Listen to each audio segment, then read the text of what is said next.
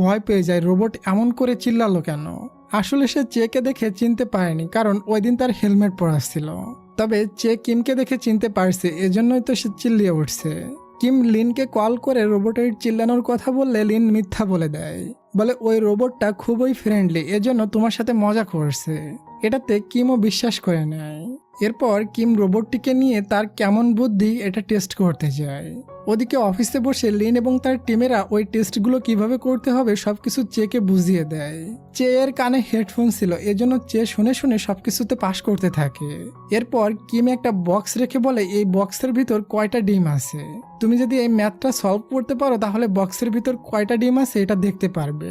ওই সময় ওদিকে লিনের ল্যাবে বিদ্যুৎ চলে যায়, এজন্য তারা আর উত্তর বের করে দিতে পারছিল না। বিদ্যুৎ অফ হয়ে যাওয়ার কারণে চে এর সাথে তাদের যোগাযোগ বিচ্ছিন্ন হয়ে গিয়েছিল। এদিকে চে খুবই ঘাবড়ে যায়, কারণ সে ম্যাথে খুবই দুর্বল। তাই সে বক্সটাকে একটা ঘুষি মেরে ভেঙে ফেলে এবং বক্সের ভিতর থেকে একটা ডিম বের করে বলে এটার ভিতর একটাই ডিম আছে। এটা দেখে কিম তো পুরাই অবাক হয়ে যায় এবং অনেক সারপ্রাইজড হয়ে যায়। এরপর কিম লক্ষ্য করে তার রোবটের বুকটা উঁচু, মানে বুকটা বড় বড়। এজন্য সে মনে করে হয়তো তার রোবটের ব্যাটারি নষ্ট হয়ে ফুলে গিয়েছে, কারণ রোবটের বুকের ভিতর ব্যাটারি থাকে। তাই সে সেটা চেক করতে চেয়ের কাছে যায় আর বলে জামাটা খুলো, তোমার বুকটা এত বড় বড় কেন দেখাচ্ছে। চে ঘাবড়ে গিয়ে কিমকে বকাবকি শুরু করে দেয়, কারণ চেয়ের বুকে তো ব্যাটারি ছিল না, আসল জিনিস ছিল। কিম রোবটের বকা শুনে ভয় পেয়ে পুনরায় লিনকে কল করে আর বলে রোবট তার বুকের ব্যাটারি চেক করতে দিচ্ছে না কেন। এটা শুনে লিন এবং তার টিম পুরো অবাক হয়ে যায় এবং লিন পুনরায় কিমকে ভূগোল বুঝিয়ে দেয়। এরপর দেখি কিম মেডিসিন নিচ্ছিল, তখন মেডিসিন তার গলায় আটকে যায় এবং আস্তে আস্তে তার অবস্থা অনেক খারাপ হয়ে যায়। এটা চেয়ে দেখে ফেলে আর ছুটে গিয়ে কিমের পিঠে জোরে একটা থাপ্পড় মারলে ওই মেডিসিনটা বেরিয়ে আসে এবং সে কিমের জান বাঁচিয়ে নেয়। কিম তো পুরাই ইমপ্রেস হয়ে যায়, সে বিশ্বাসই করতে পারছিল না একটা রোবট এতটাই স্মার্ট হতে পারে। কিম খুবই ইমপ্রেস হয়ে সে চেয়ের দিকে একটা আঙ্গুল বাড়িয়ে দেয়, কারণ সে রোবটটির সাথে প্রথম যেদিন দেখা করেছিল রোবটটি তার সামনে তার আঙ্গুলটা বাড়িয়ে দিয়েছিল। তবে চে তো এটা জানে না, এজন্য সে কিমের আঙ্গুলে আঙ্গুল টাচ না করে তার হাত ধরে নেয়।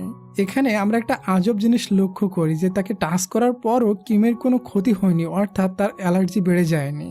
এরপর দেখি রোবটের চার্জ ফুরানোর কথা বলে তাকে চার্জ দিতে এখান থেকে নিয়ে যায়। ওখানে গিয়ে চে আগে তার খাবার খায়, কারণ সারাদিন সে না খেয়েছিল। পরে তার কাছে লিন এসে তাকে বকা দিয়ে বলে তুমি একটু ওভার করে ফেলেছো, তোমার ওভার কর্মকাণ্ডের কারণে এই বড় প্রজেক্টটা লস হয়ে যেত।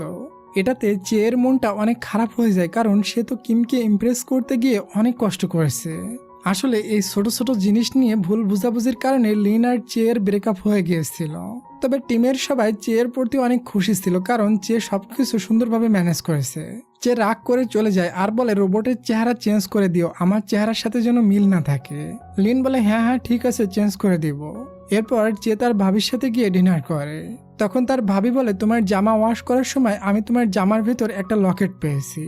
চেয়ের তখন মনে পড়ে এটা তো কিমের লকেট, সেদিন আমি যখন তাকে ভিডিও গেম ডেলিভারি দিতে গিয়েছিলাম হয়তো সেদিন আমার ড্রেসে বেঁধে তার লকেটটা থেকে গিয়েছে। তাই সে ভিডিও কল করে পিছনের ক্যামেরা দিয়ে ওই লকেটটা দেখায় এবং একটা হাতুড় নিয়ে বলে এটা আমি ভেঙে ফেলবো আমার ভিডিও গেমের টাকা না দিলে। কিমের কাছে লকেটটা অনেক দামি ছিল, এজন্য বলে আমি টাকা দিয়ে দিচ্ছি, তুমি লকেটটা ফিরিয়ে দাও। এটাতে চেয়েও রাজি হয়ে যায়। চেয়ে চলে যায় তার প্রজেক্ট কমপ্লিট হয়েছে কিনা দেখতে। ওখানে গিয়ে সে অনেক খুশি হয়ে যায়, কারণ তার প্রজেক্টটা কমপ্লিট হয়ে গিয়েছে। আসলে যে এমন একটা হার্ট শেপ লাইট তৈরি করেছে যেটা কাপলদের মাঝে থাকবে, একজনে এই হার্টে টাচ করলে অন্য যার কাছে থাকবে সেটাও জ্বলে উঠবে, তাই সে অনেক দূরে থাকলেও। ওদিকে আমরা কিমকে দেখি সে রোবটটিকে মিস করতে থাকে, তাই লিনকে কল করে বলে তোমার AG3 রোবট আমার কাছে অনেক ভালো লেগেছে, এজন্য আমি আরো 1 মাস রোবটটি নিয়ে টেস্ট করতে চাই। তবে আসল রোবটটা এখনো ঠিক হতে অনেক সময় লাগবে, তাই লিন বলে কিছুদিন পরে ছাড়া রোবটটি দেওয়া সম্ভব না। তবে কিম তার কথা শুনতে চায় না, বলে তুমি লি গ্রুপ কোম্পানি থেকে $100 মিলিয়ন অলরেডি নিয়েছো, আর লি গ্রুপ কোম্পানি আমার, এজন্য আমি ওই রোবটের অর্ধেক মালিক। লিন চিন্তায় পড়ে যায়, কারণ তার রোবট ঠিক করতে এখনো 1 মাস লেগে যাবে। ওদিকে চেকে তার বান্ধবীর সাথে দেখি সে তার বানানো হার্ট লাইট লি গ্রুপ কোম্পানির একটা ইভেন্টে উপস্থাপন করতে চেয়েছিল, তবে ওই ইভেন্টটা বন্ধ করে দেওয়া হয়েছে। এজন্য চেয়ের মনটা অনেক খারাপ, তবে চে হার মানে না। সে তার বান্ধবীকে সাথে নিয়ে লি গ্রুপ কোম্পানির মালিকের বাড়িতে যায় ওই ইভেন্টের ব্যাপারে রিকোয়েস্ট করতে। তবে সে জানে না লি গ্রুপ কোম্পানির মালিক আর কেউ না বরং কিম। এখানে এসে সে কিমকে দেখে বুঝতে পারে এটা কিমের বাড়ি আর সে গতকাল এখানে রোবট সেজে এসেছিল। এজন্য সে ভয় পেয়ে ওখানে লেটার রেখে ভেগে যায়। বাসায় যাওয়ার পর তার ভাই তাকে বলে, তুই একদিনের ভিতর 10,000 টাকার লোন কিভাবে পরিশোধ করলি? এত টাকা তুই কোথায় পেয়েছিস? সে বলে, আমি বহু জায়গায় পার্ট টাইম জব করে লোন পরিশোধ করেছি। তবে এটা তার ভাই বিশ্বাসই করে না। তখনই তার ভাইয়ের হাতে বেঁধে চেয়ের হার্টলাইট প্রজেক্টটা ভেঙে যায়। সে এটা দেখে খুবই কষ্ট পায়, কারণ এটা তার একটা স্বপ্ন ছিল। ওই সময় লিন তাকে একটা মেসেজ করে তাকে বড় একটা অফার করে। সে তার ভাইয়ের উপরে রেগেছিল, তাই সে সবকিছু প্যাক করে নিয়ে লিনের কাছে চলে যায়। চেকে দেখে টিমের সবাই অনেক খুশি হয়ে যায়। যে বলে, আমার টাকা লাগবে না, শুধুমাত্র খাওয়া আর থাকার ব্যবস্থা করে দিলে আমি এই ডিলে রাজি আছি। আসলে লিন ডিসাইড করেছে সে 1 মাসের জন্য কিমের কাছে চেকে রোবট বানিয়ে পাঠাবে। পরের দিন সবাই মিলে কিমের বাসার পাশেই কিমের একটা ফ্যাক্টরি সিলেক্ট করে, যাতে এখানে চেয়ে এসে থাকতে পারে এবং তারাও এখানে থেকে সবকিছু মনিটর করতে পারে। এরপর তারা চেকে AG3 রোবট সাজিয়ে কিমের কাছে পাঠিয়ে দেয়। কিম বলে, আজ থেকে আমি তোমাকে ট্রেনিং করাবো যাতে তুমি আরো বেশি অ্যাডভান্স রোবট হতে পারো।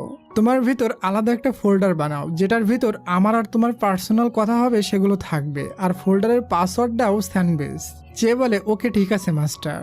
এরপর কিম চেকে নিয়ে তার রুমগুলো ঘুরে ঘুরে দেখায়।